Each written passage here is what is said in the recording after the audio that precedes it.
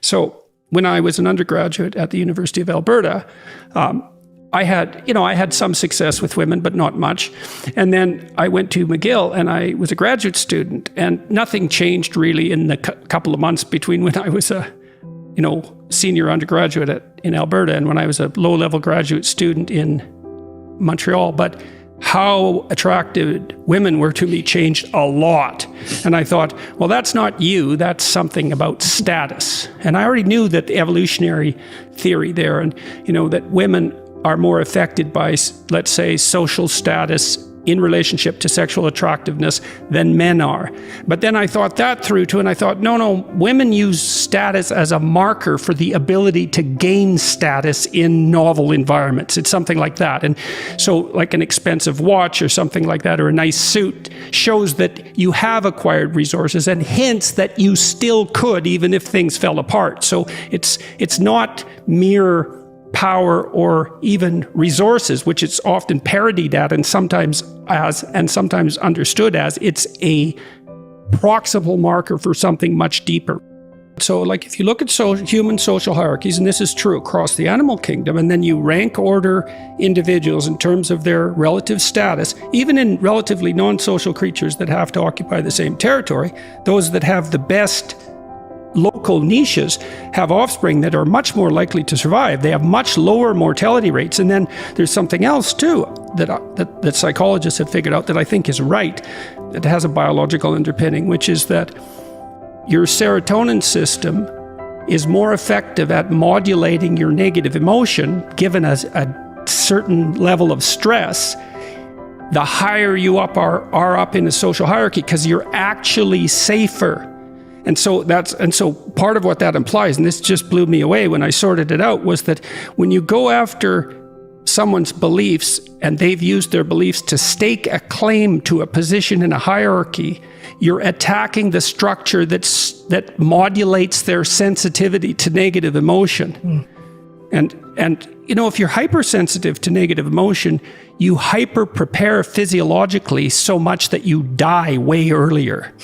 So this isn't trivial. And it isn't like the terror management theorists think that, your beliefs somehow regulate your anxiety directly. It's no, you have a set of beliefs that gives you a stake to a claim in a status hierarchy. And so that's what we do as professors, right? We say, well, look, we have this knowledge, and that's why we get this niche. Well, then I attack the validity of your knowledge, then I make you out to be one of those fly-in bowerbirds that just ripped off the status hierarchy. And then that interferes with your emotional regulation. That's that's worth thinking about for about 10 years, that. Partly what the woman is trying to do is use markers of proximal success as an indicator of niche switching capacity. Now, they're inadequate markers, and that's partly why they can be criticized, and they're no more accurate than the claim that just because you're rich, you're good. But but status is not exactly wealth, although wealth is a proxy for status. Status is more subtle, but symbols of wealth are pretty good instantaneous proxies for status. Yeah, like they're subject to all sorts of flaws and they're not sufficient, but you have to screen most people out, so you need simple markers to begin with. So imagine that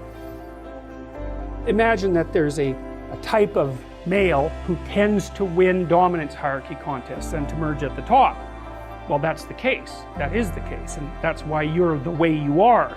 And so what's happened among human beings, this is so cool, is that human females are choosy maters. So about twice as many men fail in their reproductive efforts as females fail.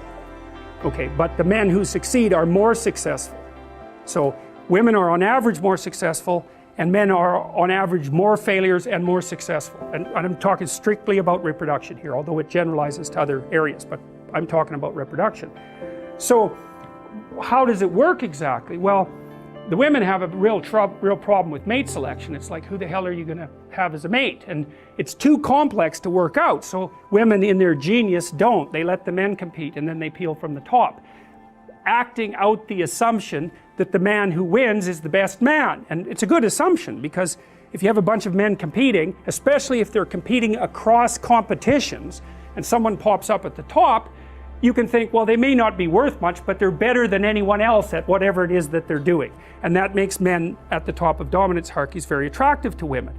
And then the women accelerate that, so you can imagine they're more likely to reproduce.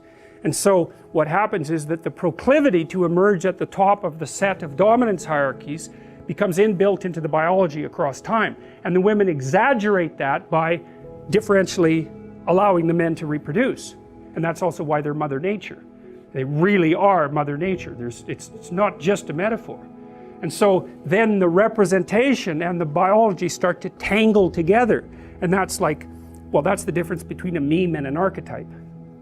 Right? A meme is this idea that propagates itself, but an archetype is an idea that has propagated itself across such a massive span of time that it's actually shaped the course of evolution itself. And men, I can tell you already how this, it isn't necessarily that you even have to compete with other men in order to see who wins. As soon as you admire someone, and that'll happen unconsciously, you won't be able to stop yourself. You've already elevated them in the dominance hierarchy contest. The act of admiration is your recognition that you've met someone who's better at whatever it is that happens to be driving your admiration than you are. And that's partly the manifestation of just the idea as the what would you say, as the representation of the ideal. And kids do that all the time. They hero worship other kids. Usually, like a 4-year-old will latch onto some 6-year-old who will just follow, or she'll follow everywhere and do exactly what they do. And it's like, well, why? Well, because that person represents to that child their next ideal, their conceptualization of the place forward. So our society, and this is the dominance hierarchy idea. Dominance hierarchies set themselves up as a matter of course. They're the standard way that animals organize themselves in a territory. Well, okay, human beings are watching those dominance hierarchies since we became self-aware, thinking, what the hell are we up to? What the hell are we up to? And there's a question that lurks in there. What constitutes acceptable power? What constitutes acceptable sovereignty? Who should lead? Who should rule? What should be at the top? Well, we talked about that. The Mesopotamians figured that out. Speech and vision, that's Marduk. Speech, vision, and the willingness to confront the terrible unknown. That's what should rule. Well, is that an arbitrary idea, or is that a great idea? How could it be any other way? Well, so then you might say, well, what would you want to be king? You could say king of the world or king of your own soul. What do you want to subordinate yourself to? How about your heroic willingness to encounter the unknown and articulate it and share that with people?